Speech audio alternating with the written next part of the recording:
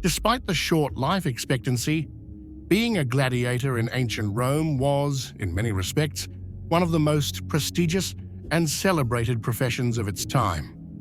Gladiatorial battles were a major form of entertainment and drew thousands of spectators from all walks of life, including the highest-ranking figures of Roman society, such as senators and even emperors. The spectacle and valor displayed in the arena captivated the Roman public, and gladiators often became household names. In this video, we will explore a list of the 10 most renowned Roman gladiators whose stories have been preserved through historical records, artwork, and legends.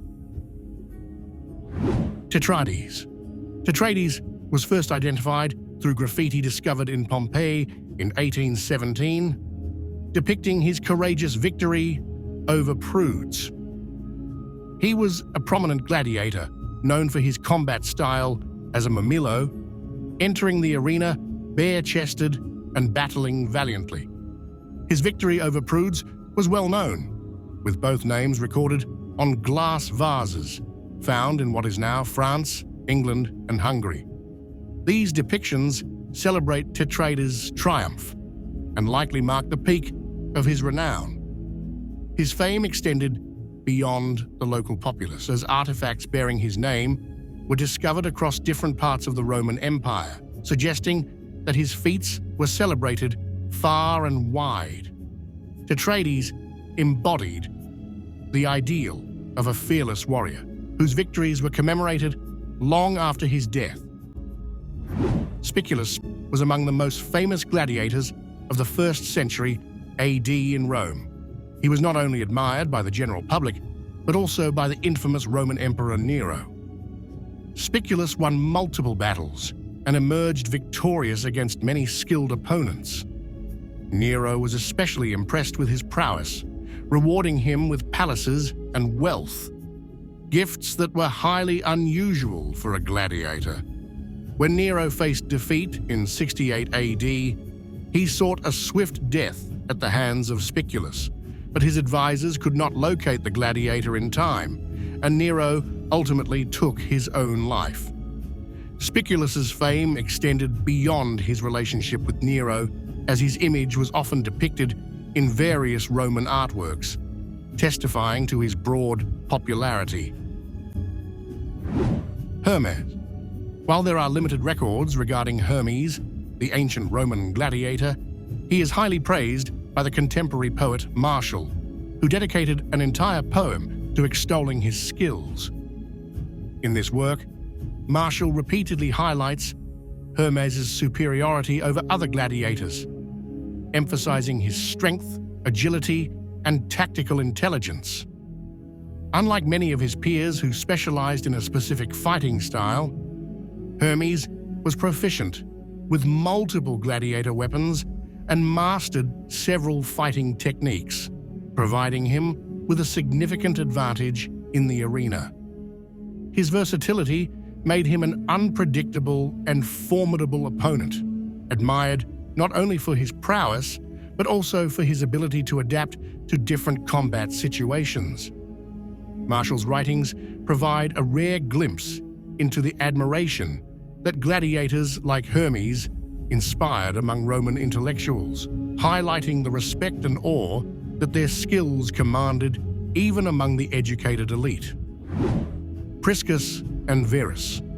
Priscus and Varus are best remembered for their legendary final confrontation. They fought each other in the 1st century AD during a spectacular event at the Flavian Amphitheatre, the first major spectacle held in this venue, which would later become known as the Colosseum. The poet Martial documented the battle in detail, emphasizing the intensity and sportsmanship of the two gladiators. After hours of intense fighting, both warriors surrendered simultaneously as a gesture of mutual respect, an act that demonstrated their honor and the profound bond forged through combat. The crowd, deeply moved, celebrated the display, and Emperor Titus, who organized the event, granted both gladiators the rudies, a wooden sword symbolizing their freedom. This unique outcome was a testament to their exceptional skill and valor, and their story became a symbol of the nobility that could be found even in the brutal world of gladiatorial combat. Caraphorus. In ancient Rome, bestiarii, gladiators who fought wild animals, faced an even shorter life expectancy than other gladiators. Caraphorus, a celebrated bestiarius, had an instinctive talent for this perilous task. He faced lions, bears, leopards, and rhinoceroses, showcasing remarkable skill and fearlessness. During the opening of the Flavian amphitheater, Caraphorus defeated bears, lions, and leopards in a single battle, an achievement that left the audience in awe. On another occasion, he killed a fierce rhinoceros with a single spear, demonstrating both his precision and strength. His most impressive performance involved defeating 20 different beasts in one battle, an extraordinary feat that solidified his reputation as one of the greatest bestiarii of his time. Caraphorus's bravery and skill in the arena made him a legend, and his name was often invoked in tales of gladiatorial valor. His performances were not only a testament to his personal courage, but also served as a demonstration of Rome's power over nature, as he conquered the fiercest creatures the empire could procure. Rixus was a prominent figure during the Third Servile War.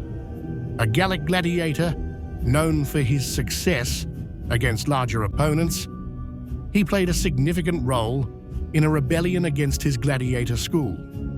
Rixus was among the 70 gladiators who escaped and later played a key role in defeating a group of Roman soldiers sent to suppress the uprising. His desire for retribution against Roman society eventually led him to break away from the main group of rebels, aiming to lay waste to southern Italy. Unfortunately, Roman legions intercepted him before he could launch his attack, and Rixus was killed in the ensuing battle. Despite his death, Rixus became a symbol of resistance against oppression, and his legacy lived on through the stories of those who fought alongside him. His courage and defiance inspired many, and he was remembered as a hero who stood up against the might of Rome, refusing to submit to the injustices inflicted upon him and his fellow gladiators. Marcus Atius. Marcus Atius chose to become a gladiator despite being a Roman citizen. He joined the gladiator school to settle substantial debts, a decision that reflected the desperation faced by many in Roman society. In his first battle, he defeated Hilarus, a gladiator favored by Nero, who had won 13 consecutive fights. Atius also defeated Rise Felix, who had won 12 battles in a row, proving himself as a capable and determined fighter. His feats were commemorated in mosaics and graffiti discovered in 2017, which provide a glimpse into his unexpected rise in the gladiatorial ranks.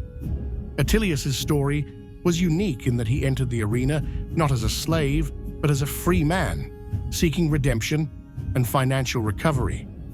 And his victories against seasoned gladiators demonstrated his resilience and skill. Flammer. Flammer was one of the most renowned gladiators of ancient Rome. His real name remains unknown, as Flammer, meaning flame, was his battle name.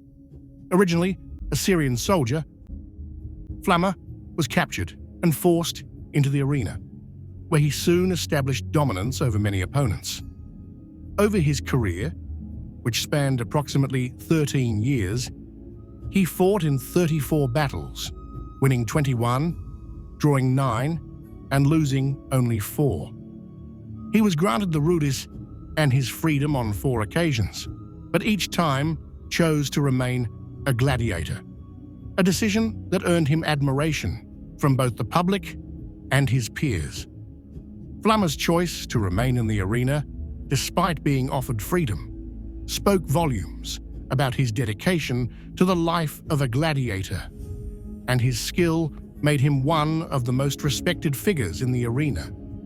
His legacy was marked by his resilience, loyalty to the profession, and the awe he inspired among spectators who marveled at his unwavering commitment to combat. Spartacus.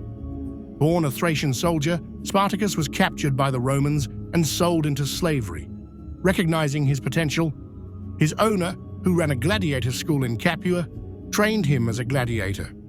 Spartacus, however, valued freedom above all else. He led a rebellion that resulted in 70 gladiators escaping and later became a prominent leader of a growing rebel force. Alongside Rixus, Spartacus formed an army that repeatedly defeated Roman legions. Despite his many victories, Spartacus ultimately fell in battle in 71 BC against the forces of Marcus Licinius Crassus, bringing an end to the most famous gladiator uprising in Roman history. Spartacus's story became legendary, symbolizing the fight for freedom against tyranny. His leadership, strategic acumen, and the loyalty he inspired among his followers turned him into a symbol of resistance. Even after his death, Spartacus's legacy continued to influence both contemporaries and future generations, as his name became synonymous with the struggle for liberation and justice. Roman gladiators held an unmatched popularity among the general public. Though most were slaves, they were celebrated as heroes of the working class. Their exploits captivated even Roman emperors who took part in these grand spectacles. Gladiators might have been looked down upon by the Roman elite, but they earned fame and admiration among the common people that few could rival. The gladiatorial games were not just brutal contests. They were a reflection of Roman values: courage, endurance, and the pursuit of glory. The stories of these gladiators serve as powerful reminders of the human capacity to confront and overcome immense challenges.